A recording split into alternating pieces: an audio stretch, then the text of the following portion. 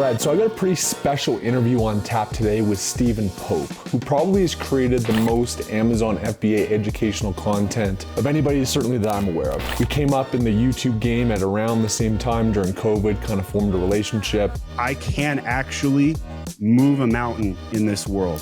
But one day, Black Friday, Amazon woke up and said, you know what, Steven, this parody Tumblr business, we're not going to let you sell it anymore on Amazon. See ya. And frankly, there was a fracture in that relationship about a year ago due to some controversy. Somebody in my company was offended by my position and leaked our Slack communications, made a huge ruckus and story about it. We're going to get into that in this video, but we're also going to get into how Stephen scaled his Amazon agency, My Amazon Guide, to over $20 million, why he dropped out of the private label game, what's happening in modern day Amazon, and frankly, burying the hatchet on that fracture that occurred in our relationship. Amazon's the ref of our basketball game, and they're also the guy fouling you. Right? Yeah. Felt really good to reconnect with Stephen. I hope you enjoy this one. Cheers.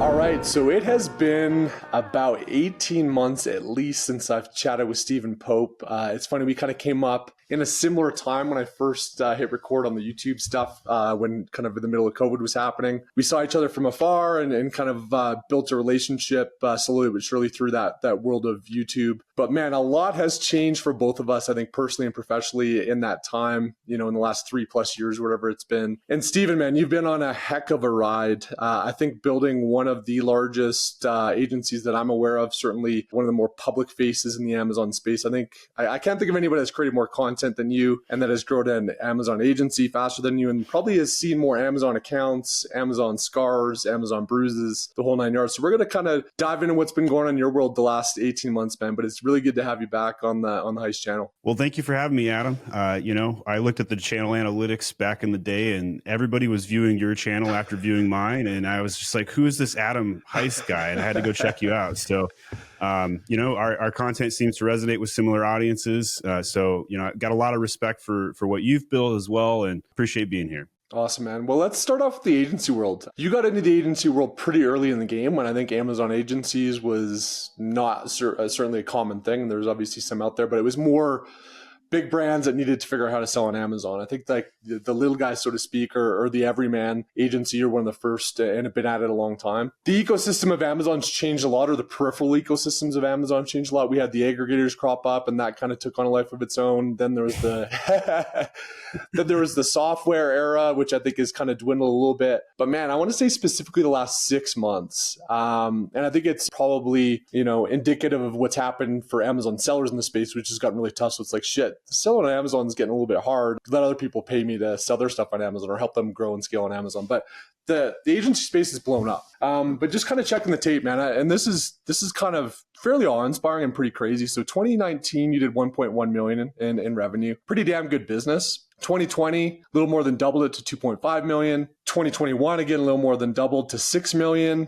2022 was 11 million. And then if we check that tape today, or at least in 2023, you want a $20 million plus Amazon agency, which if I just think of the logistics of that, it's pretty intense. Walk me through that ride, specifically kind of going from that 6 million to 20 million. I'm sure there's a lot that has happened behind the scenes and with you as an individual and with your company, Meg. Walk me through that journey, man, because it's impressive, but I'm also curious what happened behind the curtain there. So everything that an agency does is always going to come back to people, right? So I had to learn how to use Culture Index to hire the right people. I had to figure out how to source people, right? So, right before that big push 3 years ago, I had to hire 100 interns in 30 days. And that was my big, hairy, audacious goal at the time. And I would call up HR and I'd be like, hey, guys, I'm looking at the projections here. We're not going to have enough staff in 3 months if we don't hire 100 people like now. And then I'd hang up, we get off the meeting, nothing happens. Next day, I call another impromptu meeting with the recruitment team. I'm like, guys, I'm serious. Like, we got to recruit 100 interns in 29 days. Your 1 day is gone, or we're not going to have enough support for this amount of growth. 24 hours go by again. And at this point, I feel like I'm Jesus giving the Peter speech when he's post-resurrection. He's coming back, Peter, do you love me? And asks 3 times. So I call up the recruitment team day 3 and I'm like, guys, if we don't send job offers out today, I'm going to get a new recruitment team. And that day, 21 offers went out. And within 20 or so days, we had 100 signed internship offers. And so those layers of growth have always been people problems or people induced. It's the who, not how sort of mentality. And there's just been a lot of demand for help on Amazon because Amazon doesn't care about sellers. The buyer is all they care about, right? It's the most customer-centric company in the world, hands down. Everybody loves getting those brown boxes Prime Now. 2-day shipping wasn't fast enough, so they did next day, and then that wasn't fast enough, so now you can get it in 4 hours. So the consumer is definitely won with Amazon. It's a monopoly, though. And it is getting harder, right? We got the Chinese that are like 60% of the Amazon sellers now. If you look at the search results pages and some of the top sellers, like it's heavily inundated with the Chinese. So Amazon is catering to that business. You had the aggregators come in and dump a bunch of investments and really disrupt the industry. You have Amazon making policy harder and really just crushing the seller, right?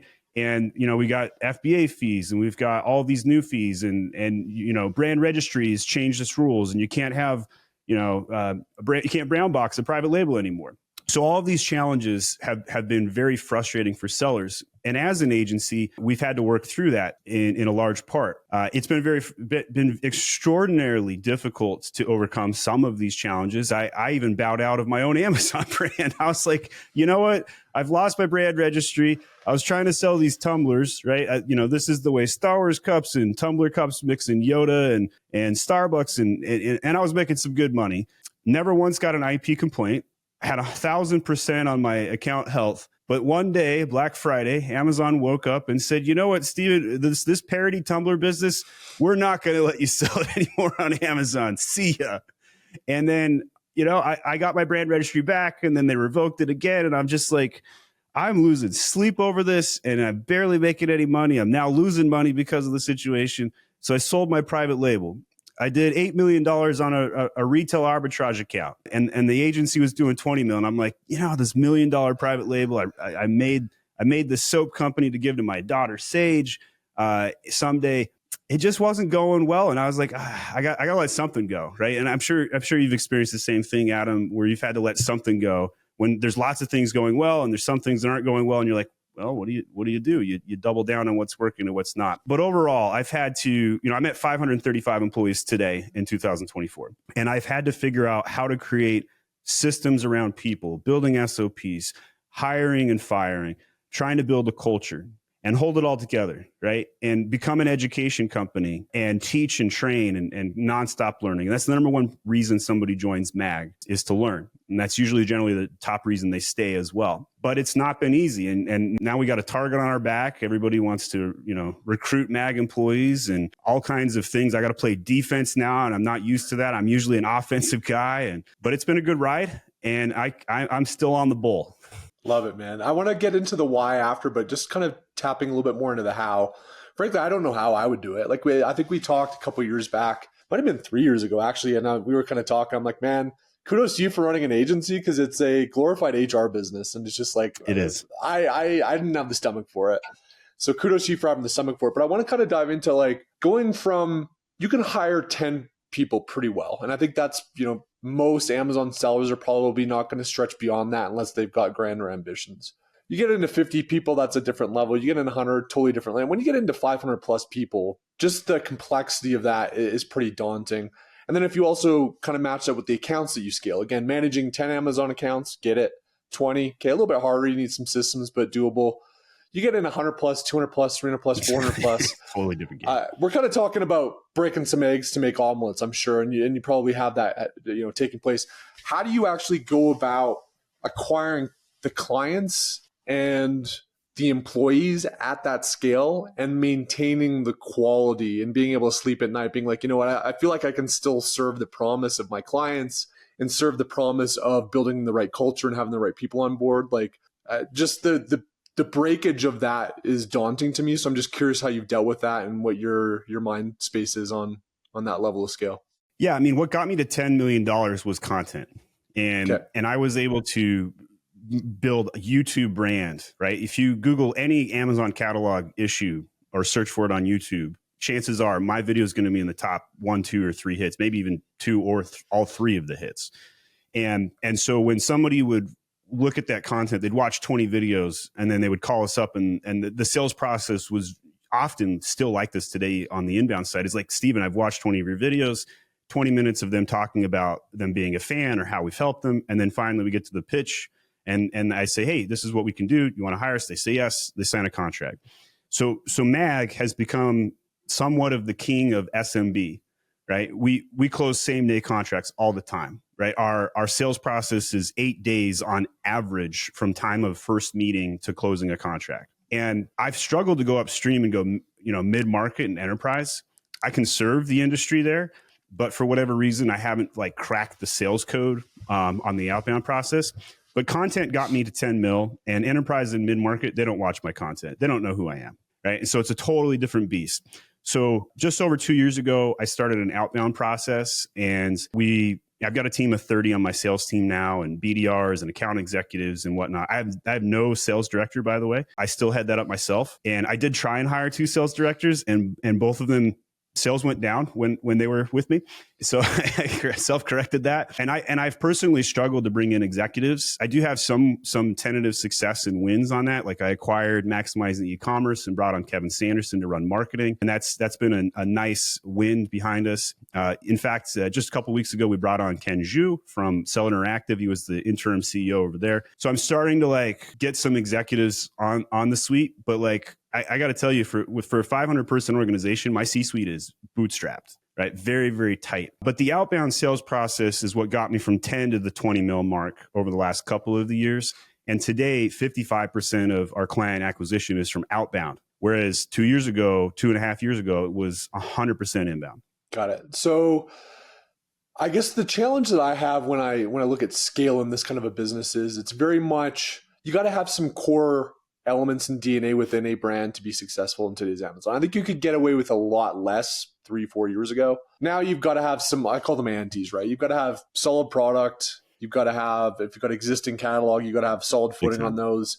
And then there's usually some refinements just because there's a million things to do in an Amazon business. And I'm sure you can step in and be like, hey, there's these 12 things that we can step in and do. You've got the foundation right. How do you qualify at that scale when you're bringing on hundreds of new accounts a year to be like, hey, we can really help this person, or this is going to be a bit of a Hail Mary versus this one's just not going to work? And how do you have that appetite for growth matched with like, who can we really help and serve, especially if you look at the context of Amazon, how brands do? I mean, that's a conundrum, right? It's like someone's, hey, I'm going to pay you X thousands a month. Here you go. It's hard to say no to that, especially if you've got a team of 30 salespeople that are, I'm sure incentivized heavily by who they close. How do you right size that and kind of balance that? So I made a unique branding position that will help everybody. So it's difficult because the brands that we think are going to be harder, we don't actually say no to them. We just tell them straight up like, hey, just to set expectations, here's what we think is going to happen. And so that has been a challenging brand position because that means we take on some brands that are higher risk and that will likely fail, knowing that some of them will have bad experiences, go write some negative reviews and whatnot. But I'll be honest, I don't feel like I know which brands are going to succeed with a crystal ball perfectly. Yeah. I have been surprised and surprised again by what works and what doesn't. And as proof to that, like, for every 3 products you launch on Amazon, one seems to do exceptionally well, one breaks even, and then the third is a total loss. And I can't tell you which of the 3 is going to be which one, even today, as a supposed Amazon expert. So it's a very open-ended process with our acquisition. Obviously, I'm not going out and trying to recruit hemp brands.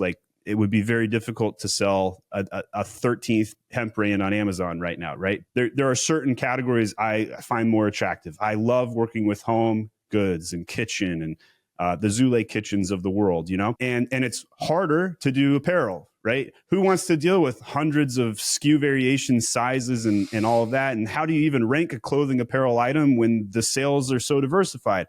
There's a lot of challenges in certain categories. And groceries got low margins. So even if we do our job, they still don't necessarily have the ability to afford an agency when their margin is 5%. So there's all kinds of challenges. But overall, I've created a list of what we like to work with, but we don't say no to almost anybody. We'll say no to review generation people, or we won't do drop shipping and stuff like that. But overall, I think never lose a customer and have a giant flywheel has been a position I've taken, and I'll probably maintain that position. Got it.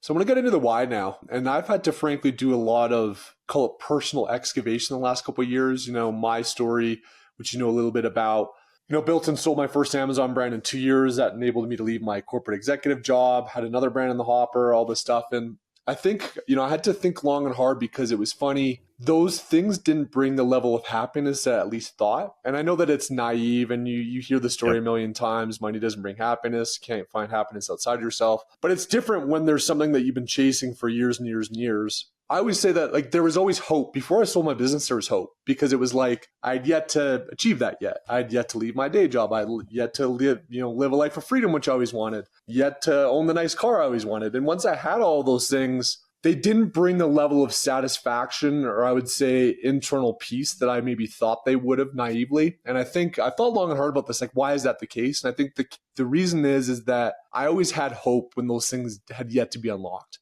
It had always been something that I'd yet to achieve. And then once you achieve it and get it, there's the analogy, greyhound dogs that race.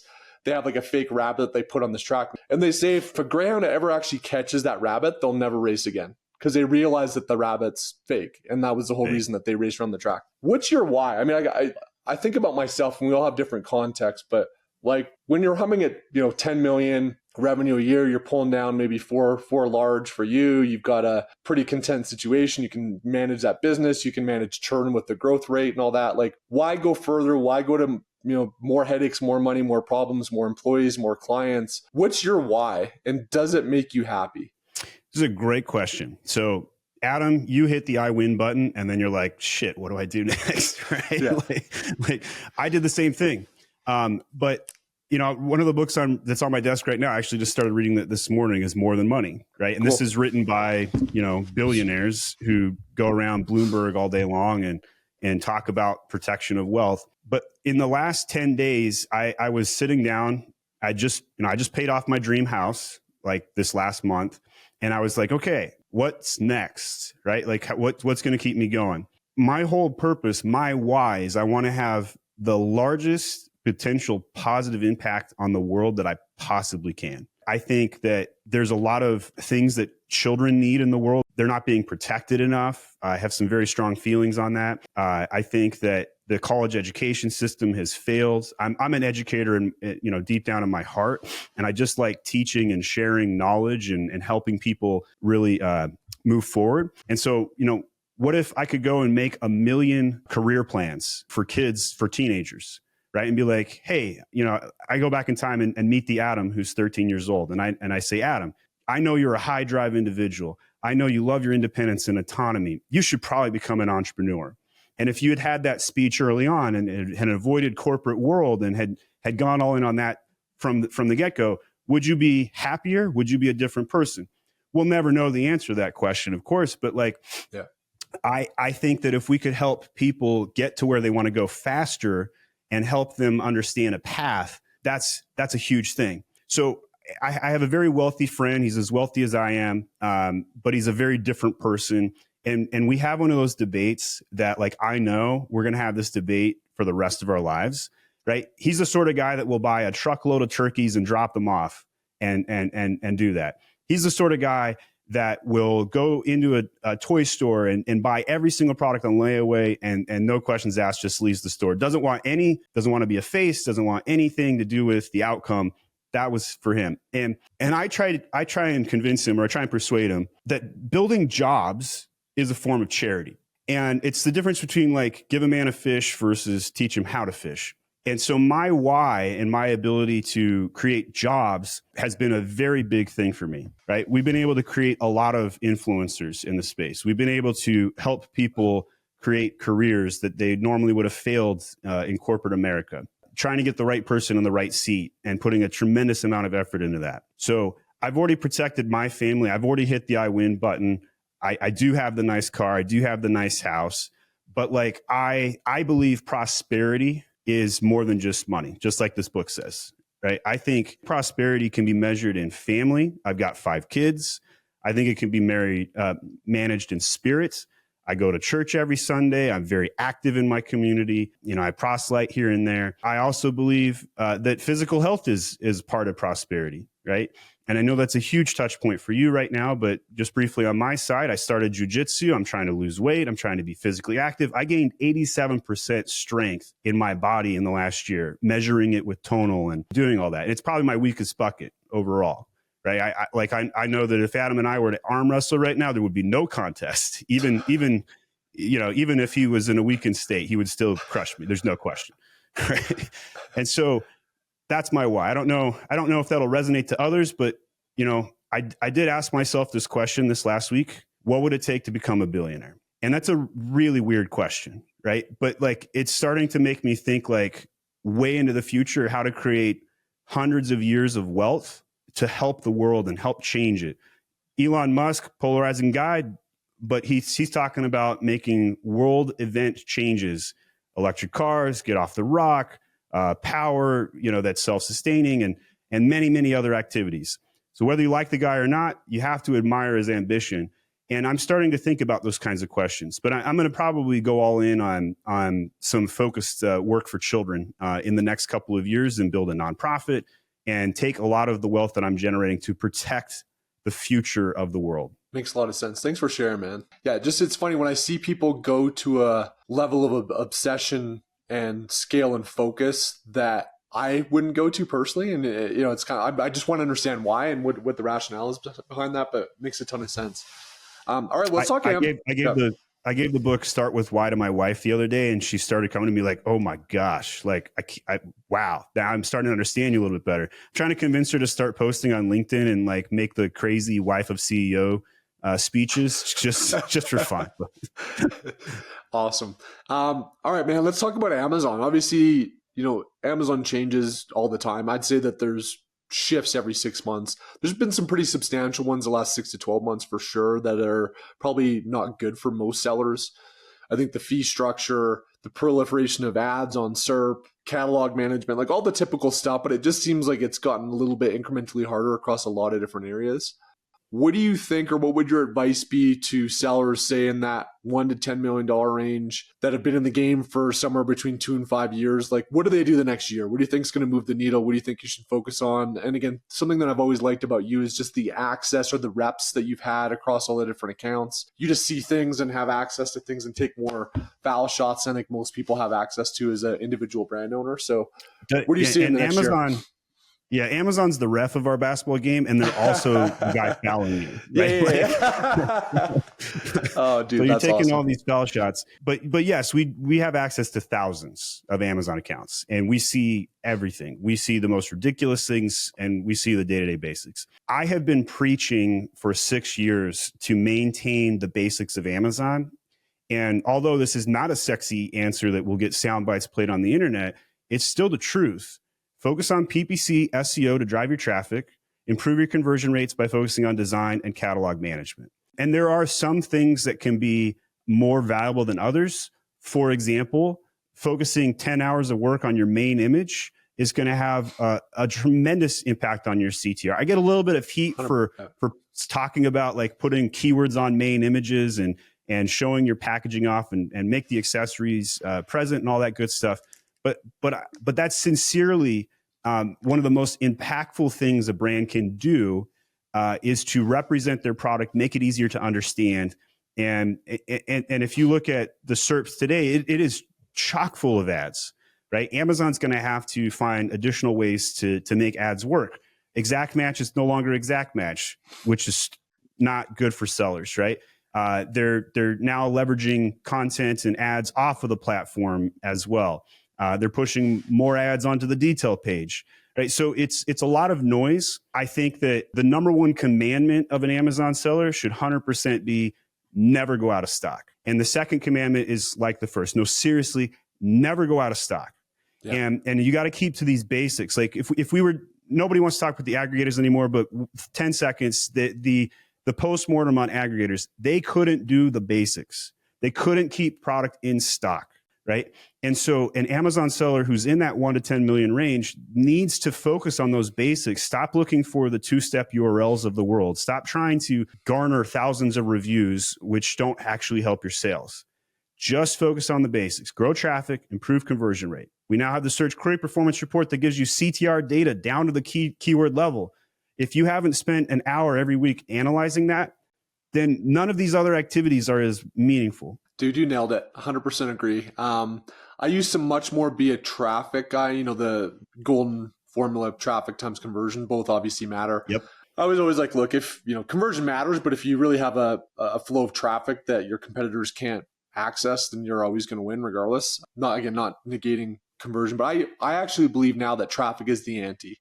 I don't think that you used to be able to have sophisticated keyword strategies, no SEO stuff. I just think that most Amazon sellers at that level are going to do that pretty good, or it's going to be hard to be significantly orders of magnitude better. I think that there's still a huge white space on conversion rate for a lot of the things that you talked about. Like, I think that Amazon sellers should be running experiments every week or two on every single product, especially on the main image. And it's amazing how those little things, if you did that over 6 months, how a 30% increase in CVR, even if you keep the traffic the same, or you scale back on pay-per-click and you focus on stuff off Amazon, whatever your strategy is there. I think it moves the needle in a big way. And not going out of stock, I mean, guess what? Guess what the biggest traffic impact could be? Not going out of stock. Guess what the biggest conversion rate impact could be? Not going out of stock. I saw some stats that the average Amazon product is out of stock for 34 days. And I just ran some numbers. Let's say you've got a product that's doing a couple $100,000 a year. That's like having a 9% drop in CVR. Yes. I mean, it's like, okay, you shouldn't even be focused on those long tail strategies that are incremental gains. Incremental gains matter, but if you don't, have your meat and potatoes first, it's all for naught. So I think it's incredible advice. And I think we tend to overcomplicate things and go after the sexy stuff. The nice thing about a franchise model and the basics, it may not be sexy to run, but it's scalable. So when you're asking like, how is it possible that you have 500 employees or 400 brands or running a $20 million it's because I literally just do the basics. Like, it's franchisable. I've been able to hire interns to run my playbooks. Yeah, love it. All right, man. So I want to get into, there's a couple more topics, actually 2 more topics I want to get into. One I want to get into is like controversy. I think, frankly, one of the things I've always respected about you, and I think why we've always connected, is when you get out of the path of, call it society's expectations, it's like go to high school, get good grades, get into a good college, marry the college sweetheart, get the job, work your way up and retire. Your kids do the exact same thing. Like, that's kind of right or wrong what has been ingrained in us from society, parents, the institutions that make up our modern society. I think the cool thing about Amazon sellers and entrepreneurs specifically is that I call it the nudge. They've kind of felt and they've looked at that matrix and been like, something's not right here. Like, this doesn't feel like why I was put on this universe. And they decided to go against that, which is an incredibly hard decision and brave and courageous decision to do. I think once you kind of flex that muscle of stepping outside of maybe normal expectations, you kind of do it in other areas of your life and you start to realize what's bullshit and what's not. I think one of the things that I think you've always brought to the table, and I've tried to do it as well, is be vulnerable, be real. This is what I think. I don't have a boss that's going to fire me. I don't frankly care a lot of what society's expectations are. So I'm going to charge my own path. And the people that feel that are going to feel it. And the people that don't, that's okay. I don't need to be everyone's friend. So I've always respected that about you. But you've had a couple, I would call it fly close to the sun, lightning rod scenarios that have come up on LinkedIn. I think you have 50,000 plus followers. You're pretty active on there, posting a number of times a day. I'm not going to belabor all the ones, but I think the one that really kind of, I would say, got virality last year was, I think like somebody on TikTok brought it up and all this, but the context is, I think it was Pride Month. And so during Pride Month, companies sometimes put a flag on their company logo, where they change their company logo to support and or represent that period, diversity, etc. Cool. Companies that want to do it, fine. I think there's other companies that are like, you know what, I'm a company. I'm not going to be political. I'm just not going to do that. And they tell employees, like, we're not planting that flag. We're just going to play in our lane and we're not going to touch it. I think both those are probably respectable. I think people kind of see both, whether you agree or disagree or whatever camp you're in. I think people are like, fine. You decided not only though to not do the flag, but you also kind of took a firmer stance on it and kind of injected your belief systems, which again, it's not for my judgment, but I want to understand why you did that and would you do it again and what your thought process was on that. and if you've had a chance to think about it or what your general take on it is. And I say this with compassion as somebody who's always respected you, but it was one of those things where it was like, Steven, why did he do that? Like I even had that reaction. So just curious what your thought is on that whole process and just being direct in public, maybe in a much more controversial way than normal. So there's obviously a lot to unpack here, for sure. But what I would first say is I had a Slack conversation with my team, which was less than 20 people involved in social media. Yeah. And they had posted something on the company page that I didn't ask for. They didn't QA it. They didn't run it by me. And I said, hey guys, let's not post those things. I don't think there's a single Amazon seller who's listening to this conversation right now who cares what Adam Heist or Stephen Pope thinks on this topic. I think they want to hear the nugget on what's going to help their Amazon business grow. I think they want to hear about culture and people development and all of the cool, fun things that we've been able to accomplish in our whys. So I'm in the latter camp, right? I'm in the camp that business has no business talking about these things, and that we need to focus on what our customers actually care about, right? I've never gotten an email from a customer that says, Steven, what do you think about XYZ? I have, on the other hand, gotten many emails to say, Steven, can you help my brand grow? Can you help me fix this listing that Amazon yanked? Can you help me do XYZ on Amazon? And so I felt a little bit like the culture you get at a company is what you tolerate, right? And so I was making a firm stance that I wasn't going to tolerate deviation from the vision, which was education about Amazon selling. Somebody in my company was offended by my position and leaked our Slack communications to another individual who made a huge ruckus and story about it. One thing was misconstrued. I never said anything about what people could do on their personal time. I was speaking for the company page, and that was it. So I think, that was a 3-day controversy. Haven't had anybody ask me about it until today since then. And I don't think people really care about it. Right? Like I think at the end of the day, people respect what you and I have accomplished for the Amazon seller community. And that's how I immediately went back to work and went back to business. Yeah, totally get it. And thanks for the candid response. And I asked the question not to create more controversy or to challenge whatever your sense is you're entitled to. I think the origin for it for me is that, and I don't know if other people, maybe it's just Adam that saw this, but it was, you kind of talked earlier about your why of kind of sharing light with the world. And I think that's what we're all intended to do on this planet. We're intended to create, we're intended to grow as individuals. And then that light and energy impacts other people. It impacts your employees, it impacts your customers, it impacts the people in your personal life, it impacts your communities. And there's been times in my life, candidly, where I haven't shared my light and I've been a dickhead and I've done things I'm not proud of. And if I look back on it, I'm like, I can't change that. And it kind of bums me out and I've got some shame associated with it. But it's like, how do I reside in that space that I'm intended to be here and intended to tap into that why and to share and create? And so for me, it was just like those, again, personal stuff aside, it was just when I saw those things, I was just like, it wasn't for me, Steven, sharing his light with the world. And again, it's not, I've made a million of those mistakes. If social media existed, 10 years before it became prominent, I would have had a lot more in my life before I documented stuff. But just wanted to get your take on it, man. It's from a compassionate place. I was just kind of curious. Adam went public. So I'm speaking to the viewer right here. Adam went public about unfollowing me on LinkedIn. Right. And I didn't unfollow you. I did the mute. I mean, it's maybe one and the same, but it's sure. Yeah. I had to hit the pause button because I didn't want to have that. Yeah. Sure. And so like that was impactful for me, right? Like, because I didn't unfollow Adam. I wanted to keep communication. There's so much respect that I have, and especially for what Adam had done for the community. And so, one of the thoughts that I had was if you read a book and you agree with 99% of it, but there's this one thing you don't agree with, do you reject the book? If a man, you love 1,000 things about them, but there's this one thing you don't like about them, do you reject the man? And I think it's totally okay to take the 99.9% where there's alignment and share that light and build that for sure. That's what I think. I think you are genuinely trying to do that here. But at the same time, I think people care more about how we can effectively change the world in a positive way. I don't think going off of the signal of Amazon does that. Yeah. Totally makes sense.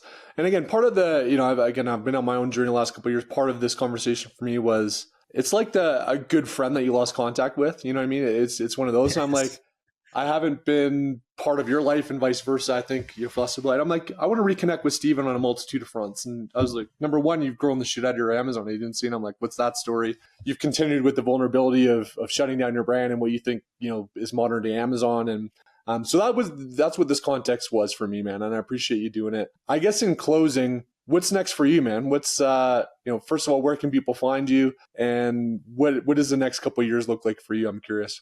Well, LinkedIn and YouTube is where I hang out for sure. So myamazonguy.com if you guys want to talk to us or work with us. I proudly show a video of Adam Heiss on my website in multiple locations where we helped him with the trademark and some brand registry stuff.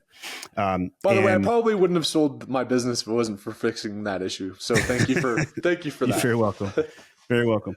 And so I am on a pathway to try and take the wealth that I've made and continually build it up even further. And so I want to change the world. I want to help the world in the biggest possible impact I possibly can. And I believe I'm going to require a lot of wealth to do that. So I'm going to be focused on creating prosperity that will snowball into larger and larger projects, right? So as an Amazon agency, I don't save babies per se, but I do help families build their own wealth, both from an employment standpoint as well as a brand building their business standpoint from a client standpoint. And so how I take this wealth and snowball into the next aspect to have that impact, I am struggling to figure that out. Just to be very specific, I really want to go put pedophiles in jail. I want to help protect children from sex trafficking. Like these are very strong feelings that I have that I want to go help the world as much as I possibly can. I'm a family man. I got 5 kids, right? Like I want the world that they live in to be a better place, right? And a lot of people, I think you touched on the big why question earlier. Like a lot of people would just say, hey, I checked the box and I'm good. And for me, it's not enough. I feel compelled. I feel attracted to the concept that I can actually move a mountain in this world and make it a better place for everybody. And so that's really where I'm going to head next. I really want to help have that biggest grandiose impact I possibly can. And I'm currently trying to network with other individuals who can help me do that. And if somebody's listening to this and the message that I've said today resonates, I hope you do contact. And I hope that we get to work on this together. Love it, man. Well, thanks again for coming on. We'll do this again. Let's kind of keep the momentum going. Maybe we'll do this in 6 to 12 months and see where the world of Amazon is and where our worlds are at. But it'll be harder. Amazon is not passive income. But yeah, man, genuinely appreciate you coming on. It was really, really nice to reconnect. Means a lot that you're able to do this. I sent you a text and I think like 2 minutes later, you're like, let's do it. So I've always respected. Dude, I was so happy when you reached out. Like I feel like we're two kindred spirits. You might have a different path, but like we're meant to know each other. The way we communicate, the audiences we share, just massive respect for you. Yeah, appreciate that, man.